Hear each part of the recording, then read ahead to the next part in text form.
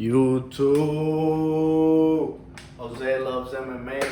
I appreciate you guys. Welcome to another one of my videos. In this one, I'm doing the recap in between the 314 UFC 314 event. Nice, successful, great card. Successful for me and us on the betting side of things as well. Let me know and leave me comments on what you guys thought about the card, what you guys thought about those predictions and bets that I got correct. Also, let me know what you guys think about Michael Chandler versus Pimblett. You know, it was a sad way to see Michael Chandler get finished. We have been 3 weeks in a row winning the parlays. If you see the post section of my channel, you can get all my picks, all my predictions, all my bets. You can see the bets I'm actually placing. So 3 weeks in a row, I have won 5 and 4 leg parlays. The 2 weeks before that, I won like an 8 or 9 leg parlay. So we've been doing great. Let's keep stacking up bread. Just giving you the rundown on what happened in case you guys didn't see it, or if you did see it and you guys want to know what I thought about the event.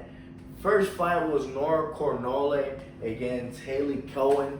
Nora Cornole was able to win via submission. If you look at my video, I predicted that she will win via finish. So I got that right. I actually bet that she would win via submission.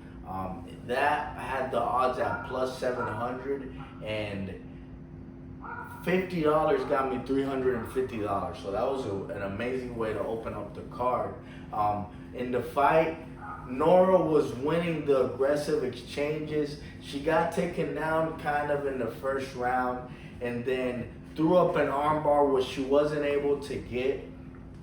But in the second round, she came out strong. She came out aggressive, took Haley down, took her back and rear naked choked her. Very good performance. Nora is a good prospect, and she moves up to having a 9-2 record. So that is good. Next fight was Marco Tulio and Tresean Gore. My official prediction was that Marco Tulio was going to win via KO, and that is exactly what happened. Tulio showed in that fight that he was just very nasty, very aggressive. The guy could strike at all levels. Up top, the body kicks, spinning attacks, spinning head kicks, spinning body kicks. He did it all. He showed he is an amazing talent. The only thing I would say he needs to work on is his striking defense. His striking defense didn't show to be the best, as Tresean Gore did wobble him in that first round. Even though he did have a first and second round and was able to knock out Tresean Gore in the end of the second round or towards the end. But he showed he could strike at all levels. He has a little bit of technicality too with the grappling. Training out of Chuta Box, which Oliveira and a few other guys, train there. So it's a well-known gym. He's gonna keep improving. His striking defense is what I feel like he needs to improve the most, though. Next fight was Sumudaerji against Mitch Raposo. It was the only fight in the card I got wrong. We went a total of, I believe, 12-1 for all the fights. So, man, we just did amazing. Sumudaerji beat him via the split decision. It shouldn't have been a split decision. He landed way more than him. Mitch Raposo was able to do no damage at all. Mitch Raposo got a few takedowns, but the takedowns he got, Sumudaerji bounced right back up to his feet. Mitch Raposo didn't get any damage going, just didn't do much. Sumudaerji shown to have improved his grappling. My official prediction was that Mitch Raposo would win via decision or submission, because Sumudaerji has been submitted 6 times. But he's definitely been patching up his game, working with Team Alpha Male. has improved a lot. So I would say we should look for Sumerderji to keep doing good, keep getting some quality wins. We'll see how he how he progresses in his UFC career, but he's definitely not a bad fighter. Next fight was with Michal Oleksiejczuk and Cedric Dumas. Michal Oleksiejczuk was a part of my parlay. I won a 4 and a 5 leg parlay. And if you cashed on that, let me know. But he was a part of my parlay, and he won via first round TKO. That was my official prediction, that he will win via TKO in the first round. I even bet it. The guy is just on another level than Cedric Dumas. And like I said, in the Rhys McKee fight last week was the same situation as this. Rhys McKee got a knockout. This dude got a knockout as well coming out of the first round. So, dude, let's go, man. Let's keep seeing these cards right. I don't want to brag. I want to keep being humble. So let's keep seeing these cards right. Let's keep winning. I'm at like an 80 or 90% win rate right now, which is very good. Oleksiejczuk was just on another level in MMA in this fight. Cedric Dumas, like I said in my video, is at a low tier level, I feel like, in MMA, so that's why he lost the fight. Let's see what keeps happening. I'll look to fade Cedric Dumas a lot because he's low tier. I might support Michal Oleksiejczuk. I might fade him. I don't know yet. But it was definitely a good showing by him, and showed a lot of aggressiveness. Next fight was Julian Erosa against Darren Elkins. I personally think, man, that it was inevitable. It was inevitable that Julian Erosa was going to knock out Darren Elkins, because Darren Elkins is already in his 40s, man. He put up a good fight while it lasted, but he was down from the time that fight started because he's just not mobile enough. He's not there, man. So he was able to pick up the win. Julian Erosa is not a just potent finisher, as you could see. He looked very slow, and it might have been because of Darren Elkins, but he looked very slow. I might, depending on who he's fighting, I might support him in the future, but in reality, I might fade Julian Erosa. He's now on a 3-fight winning streak, so his stock is going to look pretty high. You could look to fade him in the future, man. He didn't look too good. It wasn't an impressive showing at all. But it happens a lot when someone's fighting someone that is that slow and sluggish. So let's not put it past Julian Erosa. He could show out and do great. It happened again with the next fight with Chase Hooper and Jim Miller. Chase Hooper won the fight, had a good showing, but wasn't able to finish Jim Miller. Was able to beat him by decision. He had Jim Miller some submissions, but Jim Miller has over 50 MMA fights, man. He's that good. He has a lot of experience, so he's just not gonna get finished like Darren Elkins, and he's just in better physical shape than Darren Elkins, so that's why he was able to go to a decision. But Chase Hooper showed that he's still improving. He was able to do some good striking. He was able to land some shots. Let's see. I'm surprised who the UFC is going to throw at Chase Hooper next. I feel like they're going to give him another favorable to good matchup. And then after that is where he might actually have to fight a real contender, because, yeah, he does have some steam right now as he's on a fight winning streak. But 2022 was when he got demolished against Steve Garcia, so it's not too far gone. Let's see who the UFC throws at him next, and he should have a good showing, I feel like, at the end of the day. Next fight was Virna Jandiroba and Jean Sonyan. Virna Jandiroba won via decision. My official prediction was that she was going to win via submission. she controlled her most of the fight. She took her down. She struck with Jean a little bit, but she really controlled her and just showed to be at a next step and a next level when it comes to the grappling. And this is exactly what I said would happen in the prediction. Just in another level with the grappling. She almost submitted her like 3 times. At the end of every round, she was really close to submitting her. But Yan, you could say, got saved by the bell. But before that, Yan was having good submission defense anyway. So Yan's a great fighter, really good fighter. It's just she lacks the grappling, and that's why she lost this fight. Next fight, man, Dan Ige against Sean Woodson.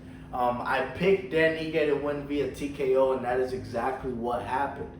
Dan Ige, Mr. 50K, he came through. He had a big reach, height disadvantage, but like I spoke about in the prediction video, he does have a height disadvantage, but he was able to close that distance.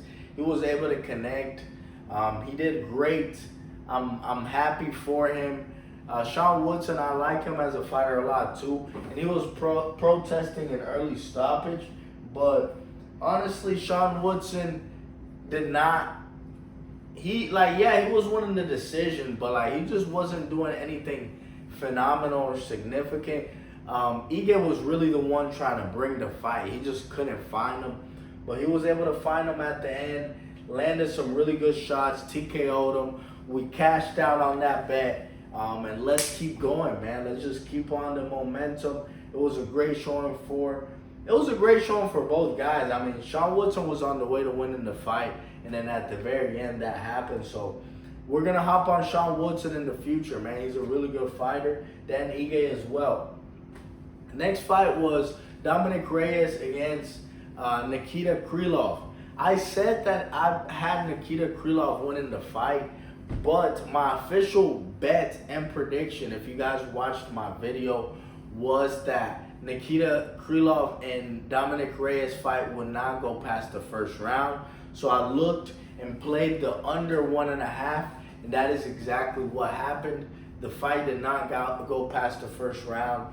We cashed on that as well. I had that in some of my parlays, and it was a really entertaining fight while it lasted. Dominic Reyes was able to get the knockout as an underdog, so really good job out there. Dominic Reyes is shown to be a finisher, man. At the end of the day, he has 10 knockout wins, so he's shown to be a finisher. I'm happy for him, and let's keep going. Gene Silva against Bryce Mitchell was the next fight. I wanted Bryce Mitchell to win. I'm a fan of both guys, but Gene Silva did come out and win this fight in violent fashion, like I said he would in my prediction. I thought Gene Silva would knock him out, but he submitted him with a ninja choke in this match. Ninja choke is when a guy's reaching for a takedown, you hit a small sprawl, you're able to be on your feet still, and you put this under their neck. You lock this in with your bicep. His head is right there in between you, and you're able to grip him from his back, his shoulder, his head, depending on how your arm could reach. And you could really squeeze and knock and get someone unconscious. A lot of times they try to roll, which is what Bryce Mitchell did, because Gene Silva threatened the guillotine choke, and it was really deep. Bryce Mitchell didn't tap. He also threatened the ninja choke, and it was deep. Bryce Mitchell rolled, and the first time around, the second time, Gene Silva was expecting his roll, so he went to the ground with him, and that's when he was able to put him out on the ground. Gene Silva is a dangerous fucking guy, man. He showed it in this fight. Those fighting nerves are amazing, and he showed to just have a great showing. Did amazing, did great. I have my annoying neighbor knocking right now, and just did amazing. Next fight. 1 second.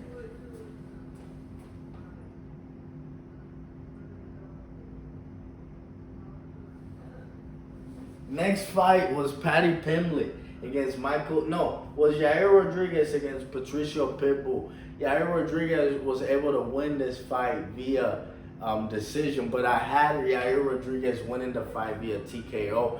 He almost got the TKO. He just was one step ahead of Patricio Pitbull. Patricio Pitbull didn't have the takedowns or the striking. He was able to take Yair down one time, but Yair is really lethal off his back, man. You saw those elbows. Yair beat him via decision, and he didn't look bad. Hopefully he can continue his UFC career. And Yair Rodriguez, at the end of the day, was about to finish him with ground strikes and just all type of strikes. But Patricio Pitbull showed that he's a very tough dude, man. I'm glad he didn't finish him. I did have him in one of my parlays to finish him, and did have him finishing him. But this lets Patricio Pitbull, try to have another showing in the UFC and do good, hopefully. Yair Rodriguez won, Diego Lopez lost, so let's see if the UFC matches those guys up, as there's some bad blood between them right now. Let's see what happens. But Yair Rodriguez had a great showing. Very, very good showing. In the fight, Yair Rodriguez versus Diego Lopez, I kind of got Diego Lopez winning. Honestly. Next fight was Paddy Pimblett against Michael Chandler. Paddy Pimblett dominated Michael Chandler. And in my prediction, I said Paddy Pimblett will win via submission or decision. He actually got a knockout, but Michael Chandler basically submitted against him and let Paddy Pimblett have full mount. Paddy Pimblett fucked him up that fight.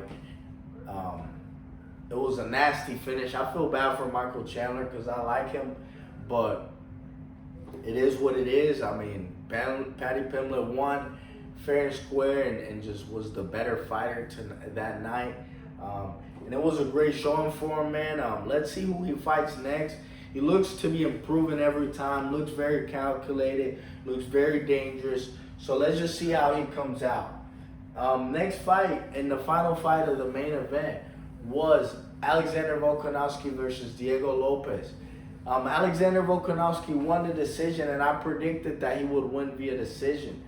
Reason why is because Diego Lopez, like I said, was a great fighter and had a great showing, but Diego Lopez was not able to have the tighter strikes. If you saw, Diego Lopez would swing with looping hooks every time, looping, and he kind of does that already before. If you look at my prediction video, Diego Lopez was the more looping fighter on his strikes, and that is why Volkanovski was able to land the harder shots, was able to land more, was able to land first, because Volkanovski was able to get in and out of range quick, was able to land the tighter, shorter strikes. And like I said in the prediction video, he would have a lot similar of a fight like he did with Max Holloway. And that's exactly what happened.